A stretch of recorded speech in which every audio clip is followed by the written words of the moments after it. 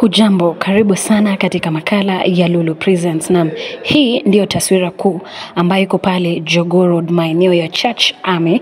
Pindi tu ukifika Church Army kuna roadblock ambayo imewekwa pale katika roundabout, kumaanisha kwamba makarao wako pale wameweka chuma katika barabara na hakuna gari yoyote ambayo inafaa kupita pale. Kumbuka kwamba leo ni 25th June, pale ambapo Gen Z wamepanga maandamano kufanyika. Hivyo basi kwa sasa ukifika pale Church Army Jogoo Road, hakuna gari ambazo zinatoka maeneo ya Eastlands kuelekea town, kumaanisha hakuna watu ambao wanafika town kupitia barabara kuu ya Jogoo Road. Watu wakifika pale wanashuka, na kama unavyoweza kuona hapa, pikipiki peke yake ndizo ambazo zinaruhusiwa kupita.